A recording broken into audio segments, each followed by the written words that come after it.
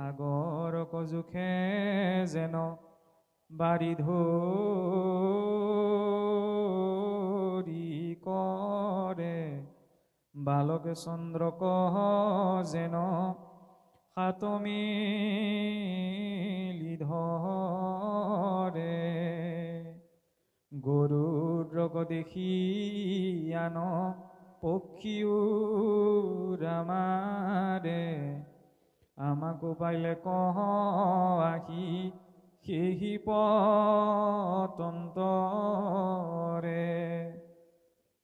শাস্ত্ৰৰ দিছিলে বোলে যিদৰে সামান্য শিশু এটিয়ে এডাল মাৰি লৈ সাগৰৰ সুবিশাল দৈৰ্ঘ্য জুখিব নোৱাৰে, সৰু ল'ৰা এটাই চন্দ্ৰটোক হাত মেলি পাব বিচাৰিলেই পাব নোৱাৰে।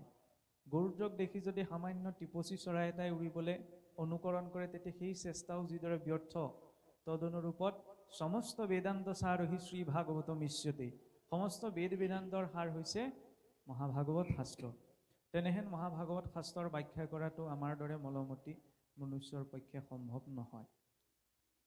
আৰু প্ৰকৃতাৰ্থটো যদিও আনুষ্ঠানিকতা ৰক্ষা কৰি আমি ব্যাখ্যাকাৰক বা পৰ্যালোচক শব্দটি ব্যৱহাৰ কৰা হয়, কিন্তু ব্যাখ্যাকাৰক শব্দটো আমি ভাগৱতৰ ক্ষেত্ৰত আন্তৰিকভাৱে চাবলৈ গ'লে আমি নিজৰ ক্ষেত্ৰত প্ৰয়োগ কৰিব নোৱাৰোঁ।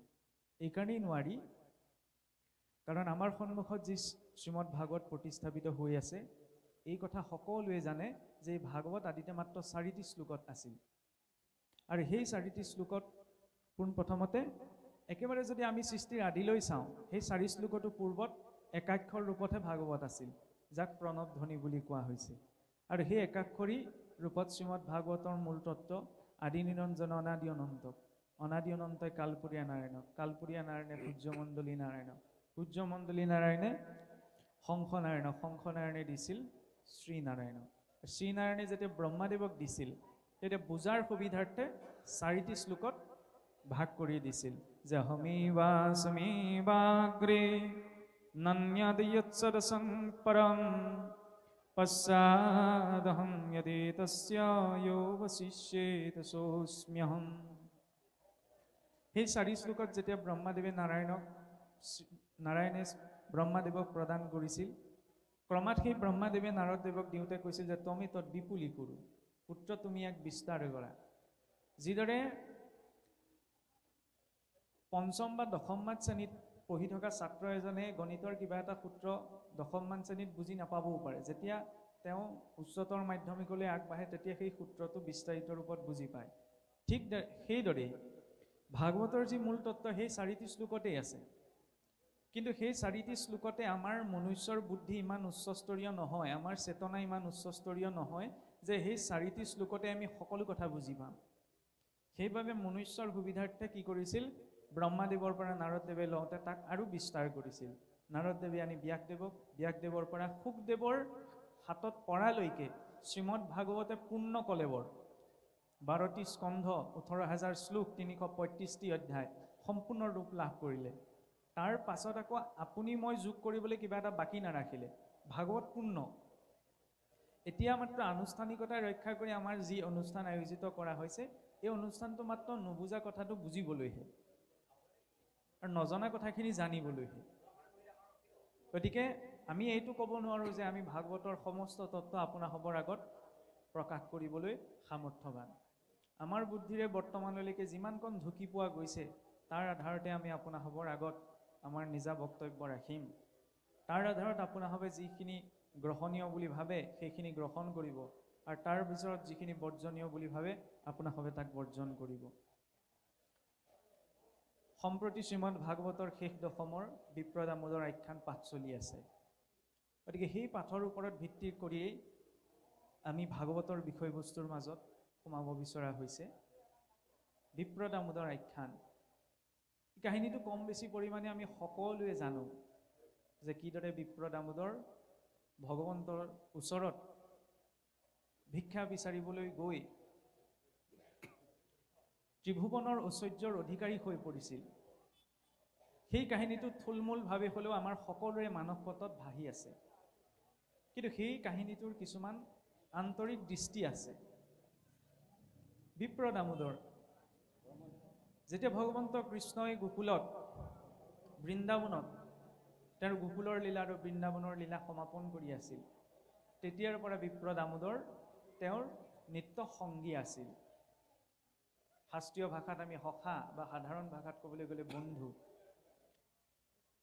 কিন্তু সময়ৰ চাকনৈয়াত পৰি ভগৱন্ত কৃষ্ণই যেতিয়া মথুৰা এৰি পেলাই জৰাসন্ধৰ উৎপাতত থাকিব নোৱাৰি যদুবংশীসকলৰ সুৰক্ষাৰ নিমিত্তে সমুদ্ৰৰ মাজত দ্বাৰকা নগৰী প্ৰতিষ্ঠা কৰিছিলগৈ, তেতিয়া সেই দ্বাৰকা লীলা সম্পন্ন সময়ত ভগৱন্ত কৃষ্ণ দ্বাৰকাৰ নিবাসী হৈ পৰিছিল।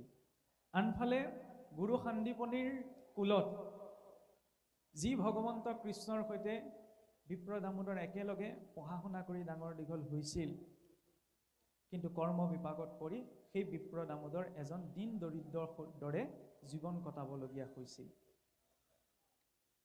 আৰু বিপ্ৰ দামোদৰ, বিপ্ৰ শব্দতে চাওকচোন, আমাৰ শাস্ত্ৰত কোৱা হৈছে যে জন্মনাত জায়তে শূদ্ৰঃ, জন্মতে সকলো ক্ষুদ্ৰ। ক্ষুদ্ৰ মানে কিবা এটা জাতি নহয়। শাস্ত্ৰীয় দৰ্শনত ক্ষুদ্ৰ মানে সেই অৱস্থা যি অৱস্থাত আমি ভাল বেয়া, ধৰ্ম অধৰ্ম, শুদ্ধ অশুদ্ধ এইখিনি বিচাৰ কৰিব নোৱাৰোঁ। সেইবাবে কৈছে জন্মতে সকলো ক্ষুদ্ৰ। সংস্কাৰাত দ্বিজ উচ্যতে, সংস্কাৰী হ'লে তেওঁ দ্বিজ হয়। দ্বিজ মানে হৈছে দুবাৰ জন্ম পোৱা।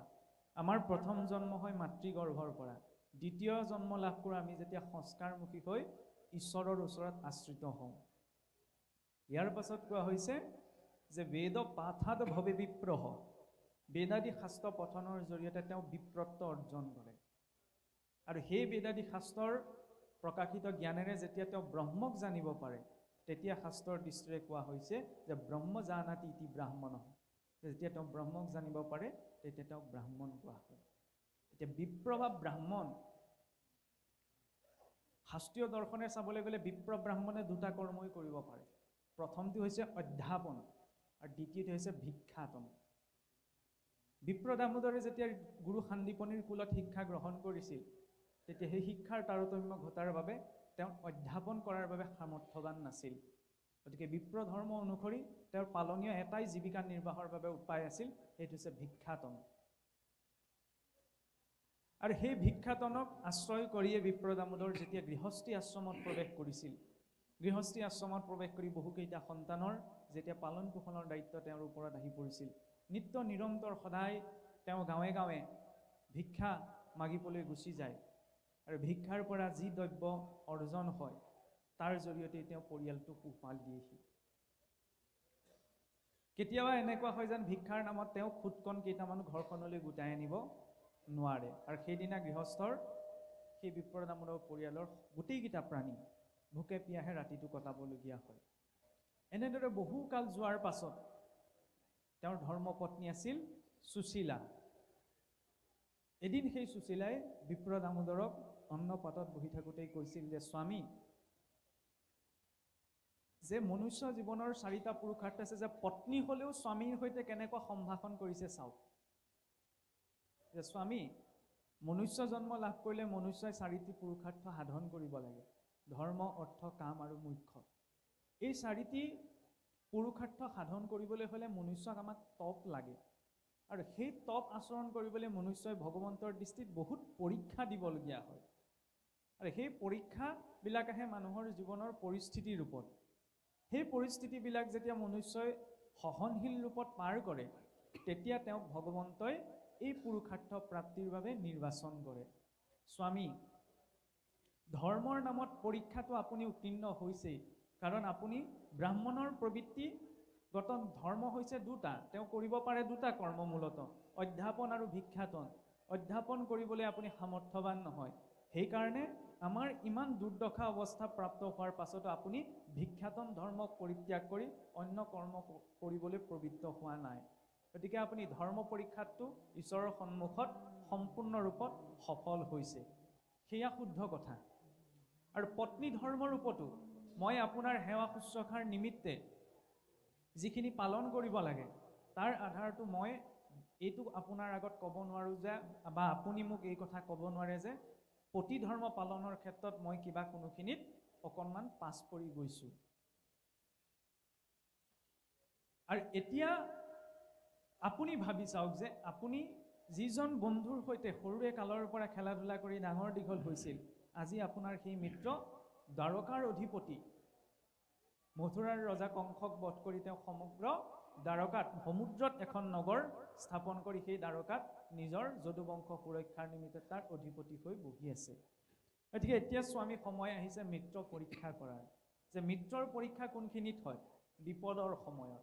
গতিকে আজি স্বামী মোৰ নিমিত্তে নহয়, আপোনাৰ নিমিত্তে নহয়, কিন্তু ঘৰখনৰ এই সন্তান কেইটাৰ নিমিত্তে আপুনি মিত্ৰক পৰীক্ষা কৰিবলৈ এবাৰ গমন কৰক। তেতিয়া বিপ্ৰদামোদৰে কৈছে যে হয়, কৃষ্ণৰ সৈতে মই সৰুৰে পৰা খেলি ধূলি ডাঙৰ দীঘল হৈ গুৰুগৃহতো একেলগে আশ্ৰয় লাভ কৰি শিক্ষা প্ৰাপ্ত কৰিছিলোঁ, কিন্তু নিজৰ কৰ্ম জৰিয়তে কৃষ্ণই আজি দ্বাৰকাৰ অধিপতি আৰু মই নিজ কৰ্মৰ ফলত এই দিন দৰিদ্ৰৰ জীৱন যাপন কৰা হৈছে। তুমি মোক যদিও মিত্ৰৰ ওচৰলৈ যাবলৈ কৈছা, কিন্তু মিত্ৰৰ ওচৰলৈ মই ভিক্ষা খুজি যাব নোৱাৰোঁ, কাৰণ মিত্ৰৰ ওচৰলৈ ভিক্ষা কৰি গ'লে মিত্ৰত্ব ৰক্ষা নপৰে। আৰু দ্বিতীয়তে যদিহে মই মিত্ৰৰ ওচৰলৈ যাব লাগে, তেতিয়াহ'লে ৰিক্তৌ হস্তৌ ন গচ্ছতি, ৰিক্ত হস্তৰে কেতিয়াও বন্ধু বা মিত্ৰৰ ওচৰলৈ যোৱা নহয়। এইটো শাস্ত্ৰীয় দৰ্শন। যেনেকৈ আমি কাৰোবাৰ গৃহলৈ গ'লে কিবা এটা হাতত উপহাৰ বা কিবা এটা দ্ৰব্য বস্তু লৈ যাওঁ, খালী হাতেৰে নাযাওঁ, সেইটো শাস্ত্ৰীয় দৰ্শন, যে ৰিক্তৌ হস্তৌ ন গচ্ছতি, যে মই ৰিক্ত হস্তৰে মোৰ মিত্ৰৰ ওচৰলৈ যাব নোৱাৰোঁ, মোৰ হাতত কিবা এটা লাগিব যি লৈ মই মিত্ৰৰ ওচৰলৈ যাওঁ, আৰু তাত মই ভিক্ষা বিচাৰিবলৈ নাযাওঁ, মিত্ৰৰ ভাৱতহে যাম। তেতিয়া সুশীলাই ক'লে যে ঠিক আছে স্বামী, আপুনি মিত্ৰৰ ভাৱতেই কৃষ্ণৰ ওচৰলৈ গমন কৰিব। তেতিয়াহ'লে দিয়া, মই হাতত কি লৈ যাম? ঘৰখনত ইফালে সিফালে বাচন বৰ্তন খুচৰি চালে যে ঘৰখনত খুটকণ এটাও নাই দিবলৈ। কাষৰে ঘৰৰ গৃহস্থী ঘৰলৈ মাত দি পেলাই সুশীলাই ক'লে যে মোৰ স্বামী দ্বাৰকালৈ যাবলৈ ওলাইছে, এতিয়া দ্বাৰকালৈ যাবলৈ তেওঁৰ হাতত দি পঠাবলৈ কিবা এটা দ্ৰব্য প্ৰয়োজন হৈছিল, কিন্তু মোৰ গৃহখনত আজি একো দ্ৰব্য নাই। তেতিয়া সেই কাষৰ ঘৰৰ গৃহিণীগৰাকীয়ে যে মোৰ গৃহতো আজি দিবলৈ একো নাই, কিন্তু এই চাউল চিৰাৰ যিটো পাত্ৰ, তাৰ পাত্ৰটোত পৰি থকা অলপ, আমি যিটো অসমীয়া ভাষাত খুদকণ বুলি কওঁ, যিটো মানে আমি ভোজনৰ বাবে ব্যৱহাৰ নকৰোঁ, যিখিনি অৱশিষ্ট আমি ধৰি লওক গৰু ছাগলী ইত্যাদি খাবলৈ পাছত পেলাই দিওঁ, সেই চিৰা চাউলৰ অৱশিষ্ট কিছু অংশ সেই পাত্ৰটোত বাচি আছিল। গতিকে তুমি যদি বিচাৰা, তোমাৰ যদি কিবা কামত আহে, মই সেইকেইটাকে দিব পাৰোঁ। সেই বুলি চুচি বাচি সুশীলাক দি দিলে। আৰু সুশীলাই মুঠি মুঠিকৈ জুখি চালে যে মুঠতে মুঠিটোত 4 মুঠি হৈছেহে, হাতত খুদকণ। সেই 4 মুঠি যেতিয়া ফটাকানি এখনতে সুশীলাই বান্ধিছে, তেতিয়া তেওঁ ভাবিছে যে প্ৰভু, যে তোমালৈ দিবলৈ অন্নৰ পৰিমাণ ইমান যে মোৰ 4 মুঠিও সম্পূৰ্ণ হোৱা নাই, আৰু দিছোঁ যে আনৰ গৃহৰ যিটো দ্ৰব্য বস্তু গৃহস্থই খাবলৈ ব্যৱহাৰ নকৰে, যে পশু পক্ষীৰ নিমিত্তে অৰ্পণ কৰে, তাৰ পৰা বাছি বাছি মই কেইটামান অন্ন তোমালৈ এই কাপোৰখনতে বান্ধি পঠাইছোঁ। আৰু বান্ধিবলৈ যাওঁতে এনেকুৱা হৈছে যে মোৰ হাতৰ 4 মুঠিও সম্পূৰ্ণ হোৱাগৈ নাই, কিন্তু ইয়াত মোৰ অন্তঃকৰণৰ ভাৱ সম্পূৰ্ণ ৰূপত মই বিগলিত কৰি তোমালৈ পঠাইছোঁ, তুমি যাতে ইয়াক গ্ৰহণ কৰা। এইখিনিতে এটা কথা প্ৰসংগ আহে, আমি ভগৱন্তক ভক্তি কৰিলে ভগৱন্তৰ তুষ্টিৰ অৰ্থে ঢেৰ টকা পইচা খৰচ কৰি বহুত কিবা কিবি কৰিব লাগিব, এইবিলাক বাহ্যিক দিশে। ভগৱন্তক পাবলৈ হ'লে মূল প্ৰয়োজন হয় ভাৱৰ। ভগৱন্তৰ সন্মুখত যে নৈবেদ্যৰ ঠগীখন অৰ্পণ কৰা হয়, তাত দিয়া বুট মগু কল কুঁহিয়া ভগৱন্তই খাবলৈ নাহে। ভগৱন্তই কি গ্ৰহণ কৰে? সেই নৈবেদ্যৰ ঠগীখনৰ জৰিয়তে অৰ্পণ কৰা ভাৱটো। দেউৰীজনে যেতিয়া সম্পূৰ্ণ সতৰ্কতাৰে ঈশ্বৰৰ চৰণত সেই নৈবেদ্যৰ ঠগীখন অৰ্পণ কৰে, তাৰ জৰিয়তে দেউৰীজনৰ যি ভাৱ, সেই ভাৱক ভগৱন্তই গ্ৰহণ কৰে। সেইবাবে কোৱা হৈছে যে ভাৱগ্ৰাহী জনাৰ্দন। ভগৱন্তই কি গ্ৰহণ কৰে? ভাৱ গ্ৰহণ কৰে। আৰু সেই ভাৱতেই চাওকচোন, সুশীলাই সেই খুদকণ কেইটাহে বান্ধিছে। চাবলৈ গ'লে সেই খুদকণ কেইটা সাধাৰণ মানুহৰ বাবে বৰ্জনীয় বা আমি পেলাই দিওঁ।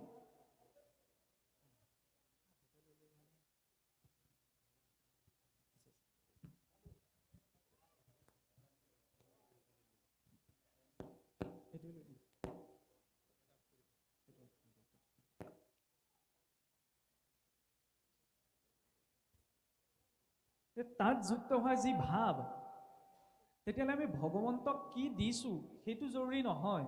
বিদুৰৰ গৃহলৈও যেতিয়া ভগৱন্ত গৈছিল, আমাৰ মানুহৰ মানসিকতাটো কি হয়, আমি যেতিয়া ক'ৰবাত থাকিবলৈ যাওঁ ন, থাকিবলৈ গ'লে ধৰি লওক আমাৰ সকলো সুবিধা আমি চাওঁ, খাবলৈ ববলৈ বা শুবলৈ বিচনাখন ঠিকে পামনে, গা ধোৱা ঘৰটো চাফ চিকুণ হয়নে, এইখিনি আমাৰ চিন্তা মানস পটত থাকে যে ক'ৰবাত থাকিবলৈ গ'লে আমাৰ প্ৰয়োজনীয় বস্তুখিনি সা সুবিধাখিনি লাগে। এতিয়া আধ্যাত্মিক দৰ্শনত সেইখিনিতে এটা চিন্তা আছে। ভগৱন্ত কৃষ্ণ যেতিয়া পঞ্চ পাণ্ডৱৰ হৈ সন্ধি কৰিবলৈ দুৰ্যোধনৰ ওচৰলৈ গৈছিল, দুৰ্যোধনৰ কুৰুবংশৰটো ৰাজকাৰেং আছিল, ভগৱন্তই নিজৰ সা সুবিধা, তেওঁ এখন দেশৰ ৰজা হয়, গতিকে ৰজা হৈ গৈ তাত ৰজাৰ দৰে সা সুবিধাবিলাকৰ মাজত থাকিব পাৰিলহেঁতেন, কিন্তু তেওঁ দুৰ্যোধনৰ সেই ৰাজকাৰেঙত থকা নাই বা হস্তিনাপুৰৰ ৰাজকাৰেঙত থকা নাই, তেওঁ কলৈ গৈছে, বিদুৰৰ ভগা পজালৈ। বিদুৰৰ ভগা পজাটোত প্ৰয়োজনীয় একো সাধন নাই, কিন্তু ঈশ্বৰৰ প্ৰতি ভাৱ আছে, ঈশ্বৰৰ প্ৰতি ভক্তি আছে। গতিকে মনুষ্যও আমি সেই স্থানলৈহে যাব লাগে যি স্থানত ভাৱ আৰু ভক্তি আছে, যি স্থানত ঢেৰ সম্পদ পোৱাৰ সম্ভাৱনা আছে কিন্তু আপোনাৰ প্ৰতি কোনো ভাৱ ভক্তি নাই, সেই স্থান মনুষ্যই পৰিত্যাগ কৰিব লাগে। ভগৱন্তই সেইটোৱে আমাক দেখুৱাইছে। ভগৱন্ত দুৰ্যোধনৰ তাত থকা গৈ নাই, গোটেই ধন সোণে চাৰিওফালে নদন বদন হৈ আছে, গৈছে ক'লৈ, বিদুৰৰ ভগা পৰ্যালৈ। যেতিয়া বিদুৰৰ ভগা পৰ্যাত গৈ ভগৱন্ত উপস্থিত হৈছেগৈ, বিদুৰৰ পত্নী আত্মবিভোৰ হৈ কি দিওঁ কি নথওঁ হৈ ঘৰতে বোলে থকা কেইটামান কল আছিল, সেই কলকেইটাকে ভগৱন্তৰ ওচৰত নিবেদন কৰোঁতে ইমান আত্মবিভোৰ হৈ পৰিল, কলৰ বাকলিটো গুচাই ফলটো পেলাই দিলে, বাকলিটো ভগৱন্তৰ ওচৰত তুলি দিলে।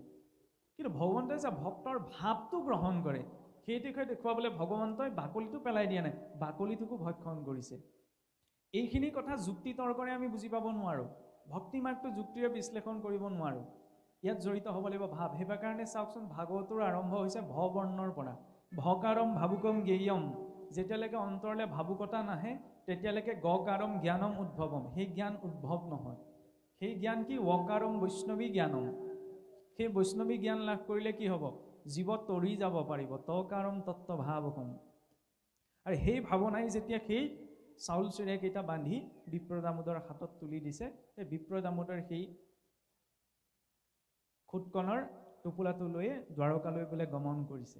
এতিয়া দ্বাৰকালৈ যাওঁতে যাওঁতে এনেকুৱা হৈছিল, এই বিপ্ৰ দামোদৰ ইতিমধ্যে দ্বাৰকালৈ যোৱা ৰাস্তা পাৰ হৈ গৈ বহু যোজন বোলে আগবাঢ়ি গুচি গৈছিল, এনেকুৱা প্ৰসংগও আহে।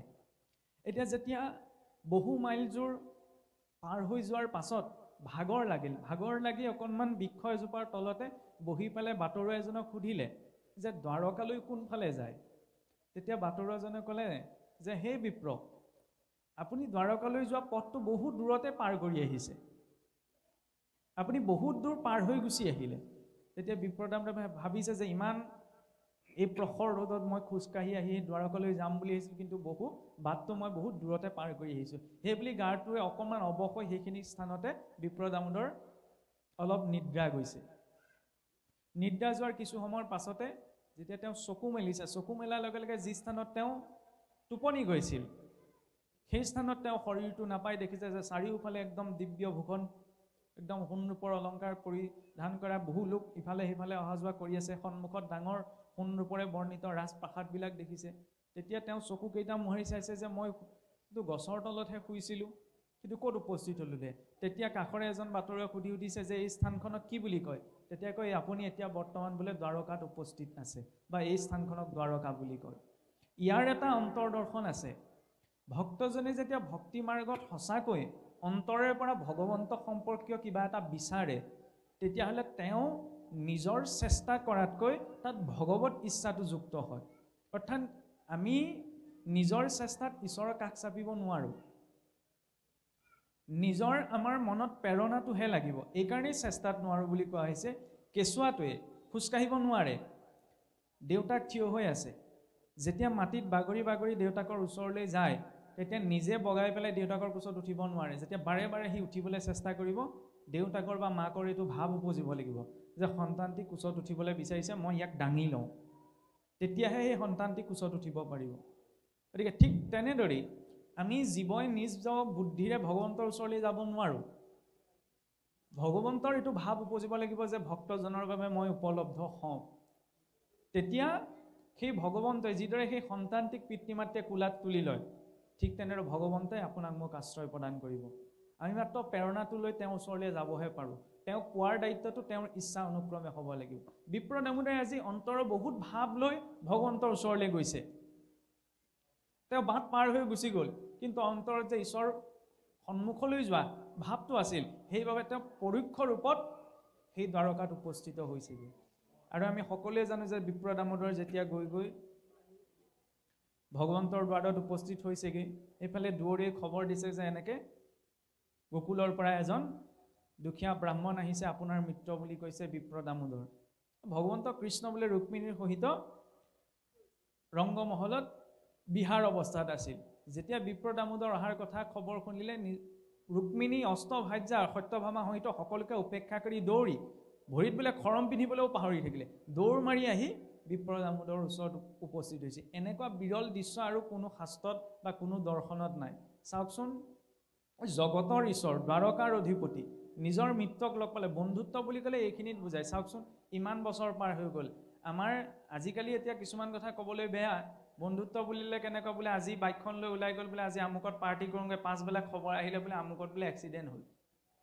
বন্ধুত্ব বুলি ক'লে আজিকালি এনেকুৱা কিছুমান ৰূপো দেখা পোৱা যায়। আৰু কেনেবাকৈ যদি আপুনি ধৰি লওক বোলে জন্মদিনৰ দিনা ভালকৈ পাৰ্টি এটা নিদিয়ে, আমুককৈ হুলস্থুল কৰি বোলে 31st পালন নকৰে, তেতিয়াহ'লে বোলে কিহৰ বন্ধু? কিন্তু বন্ধুত্বৰ পৰাকাষ্ঠা চাওক, যে বৈষ্ণৱা নাম বান্ধৱাস বিষ্ণু ভক্তাস। বন্ধু বুলি ক'লে কি বুলি কোৱা হৈছে? বৈষ্ণৱক কোৱা হৈছে। সেইবাবে চাওকচোন, গুৰুৱেও শৰণ দিওঁতে আমাক কি পাতি দিয়ে? হৰি ভকত পাতি দিয়ে। হৰি ভকত মানে আমি ভাবোঁ আৰু এই ধৰি লওক শৰণ দিবতে গুৰুৱে পাতি দিলে, তাৰপিছত এই ছাতি ধৰিবলৈ পাতি দিয়া সখীজনে আৰু পিছত হৰি ভকত হ'বগৈ লাগিব। আমাৰ চিন্তা হৈছে সেইটো, কিন্তু আধ্যাত্মিক দৰ্শনৰ গভীৰতাটো চাওক। বন্ধুত্ব বুলি ক'লে এনেকুৱা, চাওকচোন, ল'ৰা ছোৱালীয়ে মাক দেউতাকক নোকোৱা কথাকেইটাও নিজৰ বন্ধুবৰ্গৰ আগত কয়। গতিকে সেই বন্ধুত্বৰ মাজত বৈষ্ণৱত্বটো প্ৰকাশ পাব লাগে। বৈষ্ণৱ বুলি ক'লে এই আমাৰ দৰে ফুট লগুণ লৈ বহি থকা এইজনৰ কথাই কোৱা হোৱা নাই। বৈষ্ণৱৰ প্ৰথম লক্ষণ হৈছে সহনম সৰ্বদুঃখানাম অপ্ৰীতিকৰ পূৰ্বকম চিন্তাবিলাপ ৰহিতম চাহ তিতিক্ষা নিগদ্যতি। বৈষ্ণৱৰ প্ৰথম লক্ষণ হৈছে সহনশীল। সেই সহনশীলতা যিজনৰ ভিতৰত আছে, সেইকাৰণে চাৰিও বেদত, আমাৰ বৈদিক মাৰ্গত 5টা উপাসনা মাৰ্গ আছে: শাক্ত, শৈৱ, সৌৰ, গাণপত্য আৰু বৈষ্ণৱ। কিন্তু চাৰিও বেদতে এটা কথাহে বাৰে বাৰে ঘোষণা হৈছে, যে বৈষ্ণৱমচি, বৈষ্ণৱমচি, বৈষ্ণৱমচি, যে বৈষ্ণৱ হোৱা, বৈষ্ণৱ হোৱা। বৈষ্ণৱ মানে কেৱল বিষ্ণুৰ উপাসকজনকে বৈষ্ণৱ বুলি কোৱা হোৱা নাই। যাৰ ভিতৰত সহনশীলতা আছে, যাৰ ভিতৰত ধৈৰ্য আছে, যাৰ ভিতৰত শুদ্ধতা আছে, সেইজনক কোৱা হৈছে বৈষ্ণৱ। সেইবাবে কি কোৱা হৈছে? যে বান্ধৱাস বিষ্ণু ভক্তাস। বান্ধৱ বা বন্ধু বুলিলে কি? বিষ্ণু ভক্ত। আমাক তেনেকুৱা এজন বন্ধু লাগে, নহয়নে? আজি হাতত ধৰি লওক আপোনাৰ ধন আছে কাৰণে আপোনাৰ লগত মিত্ৰতা, কাইলৈ আপুনি বিপদত পৰিলে যদি আপোনাক পাহৰি যায়, তেনেকুৱা মিত্ৰ আমাক নালাগে, নহয়নে? বিপদৰ সময়ত যিজন হাত পাতি ধৰিব, সেই বন্ধুত্ব লাগে। আৰু সেই বন্ধুত্বৰ চৰম উদাহৰণ হৈছে বিপ্ৰ দামোদৰ আৰু ভগৱন্ত কৃষ্ণৰ বন্ধুত্ব। চাওকচোন, বন্ধু গৈছে বুলি বিপ্ৰ দামোদৰক কাঠে পেটে ভগৱন্ত কৃষ্ণই ৰাজপ্ৰাসাদলৈ লৈ আনিছে। বহুৱাইছে ক'ত? যিখন আসনত অষ্টভাৰ্যাও তেওঁ বহিব নোৱাৰে। ভগৱন্তৰ অষ্টভাৰ্যা নহয়, ৰুক্মিণী, সত্যভামা, জাম্বৱতী, নগ্নজিতি ইত্যাদি যিগৰাকী 8গৰাকী ভাৰ্যা যিখন সিংহাসনত বহিব নোৱাৰে, সেইখন আসনত বিপ্ৰ দামোদৰক বহুৱাইছে। বিপ্ৰ দামোদৰৰ সেই অৱস্থাটো কি আছিল?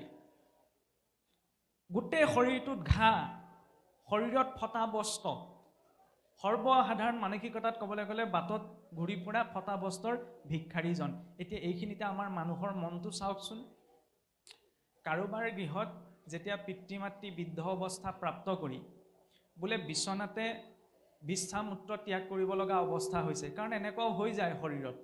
আৰু তেতিয়া সেই বিশ্ৰামূত্ৰ ত্যাগ কৰা পিতৃ মাতৃৰ সেৱা শুশ্ৰূষা যিজন পুত্ৰই কৰিব, সেই পুত্ৰজন সমাজত সন্মানিত হ'বনে? বোলে এইজনহে আচল পুত্ৰ।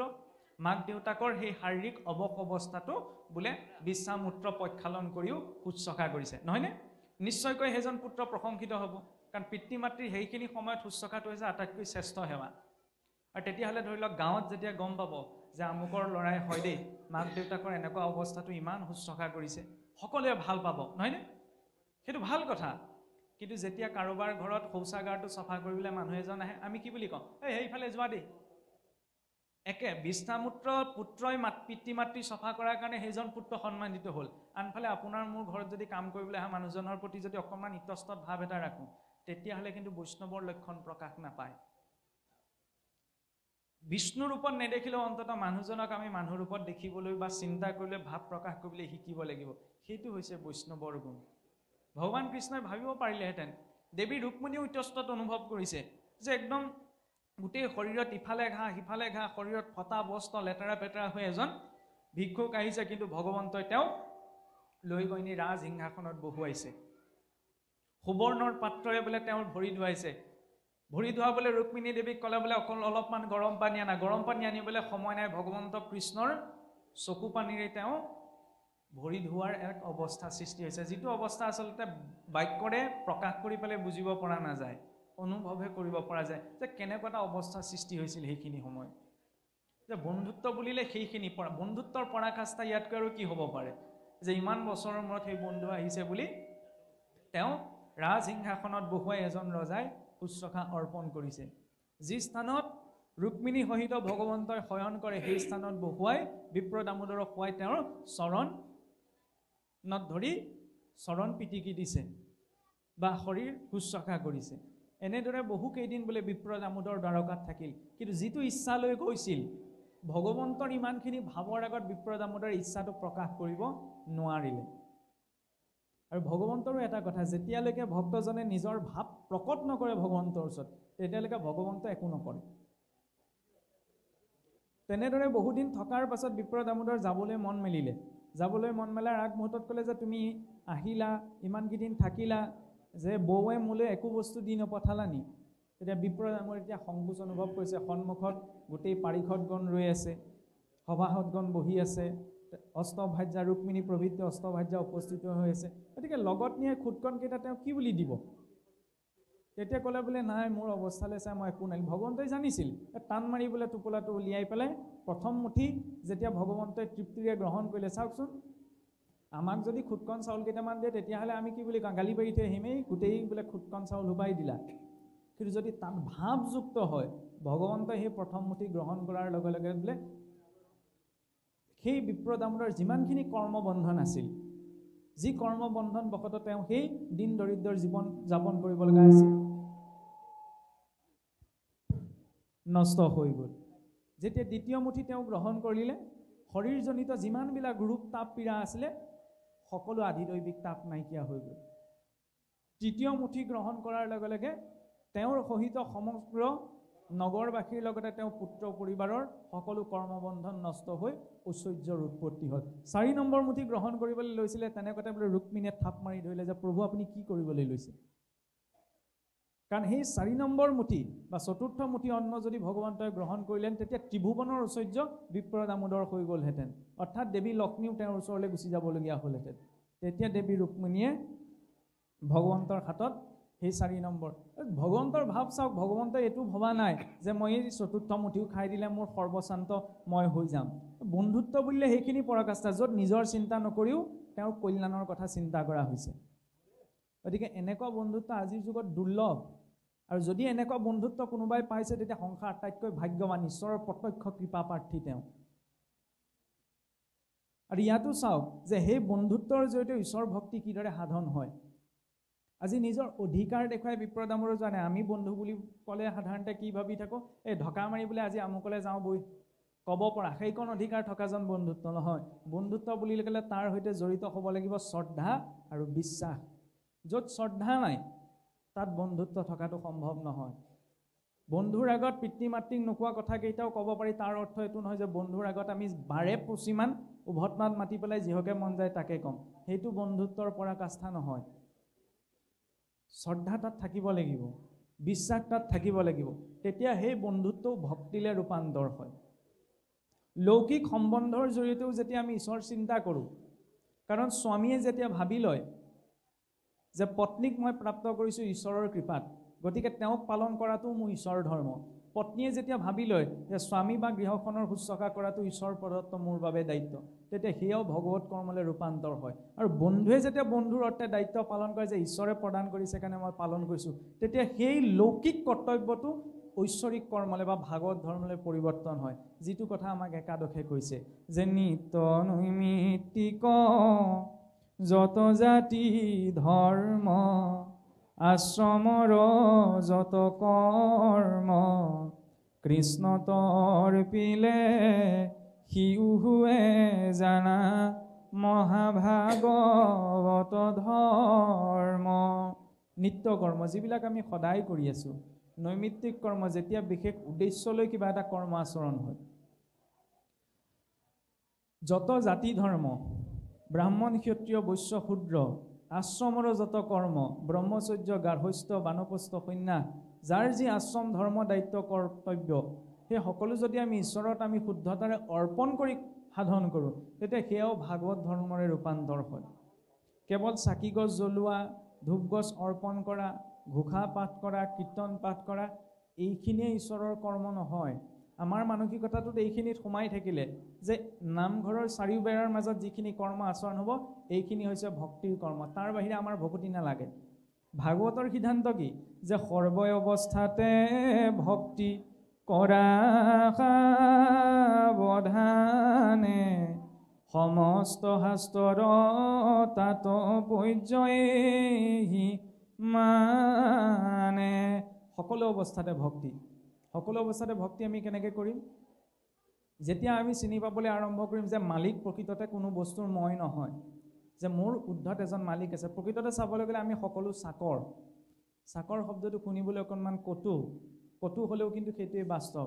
কাৰণ আমাৰ নিজৰ ইমানকণ স্বাধীনতা নাই আমি নিজেই উশাহ নিশাহ যে ল'ব পাৰিম। নিজে পাৰোঁ জানো উশাহ নিশাহ ল'ব? যিমানলৈকে এক্সপায়াৰ ডেট লিখা গৈছে সিমানলৈকেহে পাৰিম।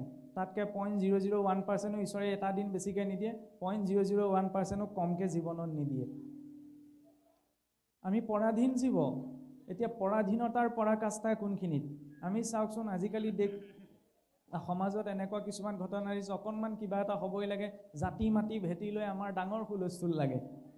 কিন্তু আধ্যাত্মিকতাই আমাক কি দেখুৱাইছে? প্ৰকৃত স্বাধীনতা কোনখিনিত? চাওকচোন, এই শৰীৰটোত বহি আছে জীৱাত্মা। মই বুলি ক'লে শৰীৰটোৰ পৰিচয় দিয়া হৈছোঁ যদিও শৰীৰটোৰ মইটোৰ পৰিচয় নহয়।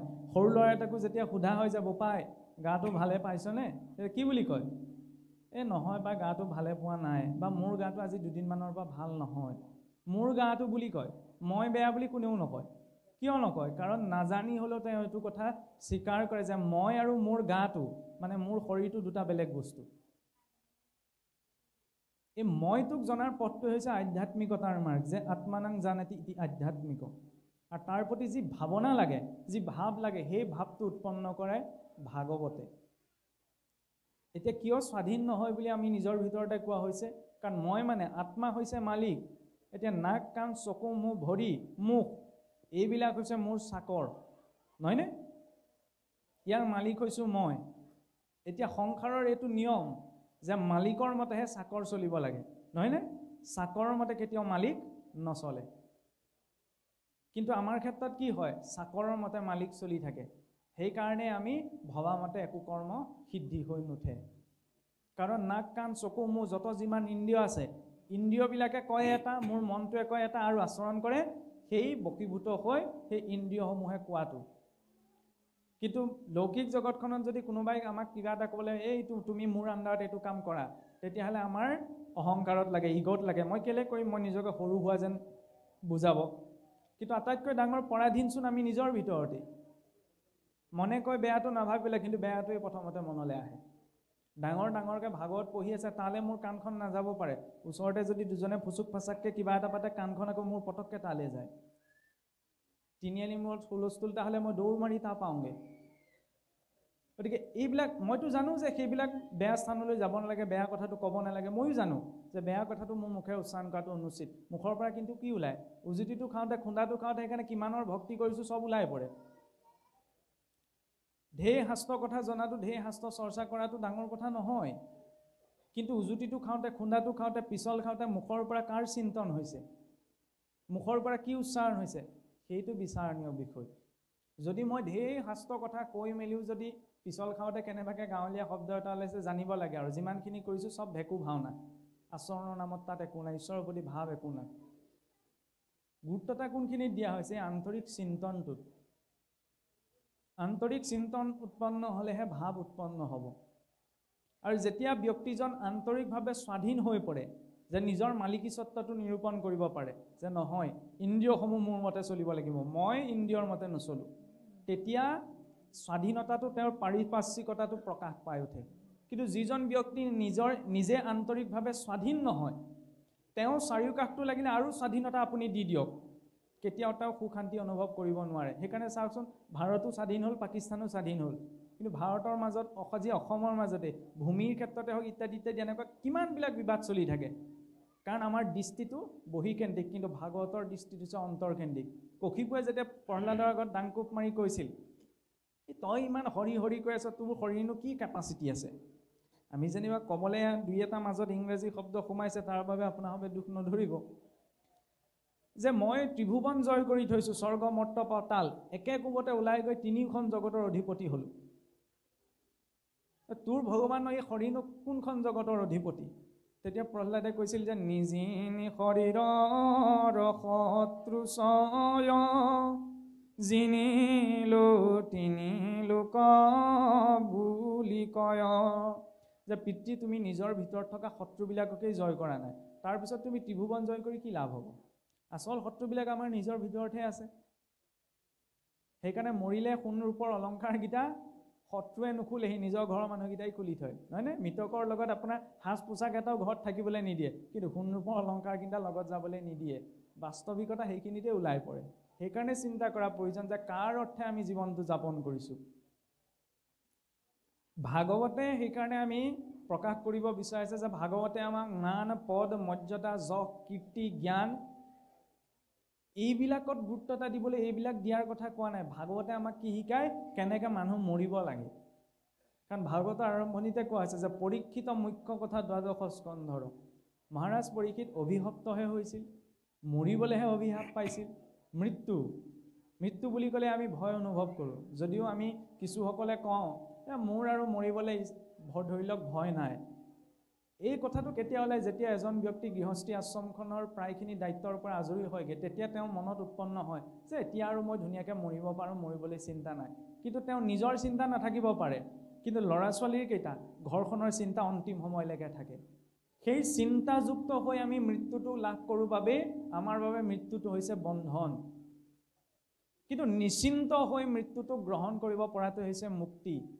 ভাগৱতে ব্যক্তিজনক এনেকুৱাকৈ প্ৰস্তুত কৰে, যেতিয়া এইখিনি সময়তো যদি মোৰ জীৱনলৈ মৃত্যু আহে, মই যাতে তাক আনন্দ মনেৰে গ্ৰহণ কৰিব পাৰোঁ।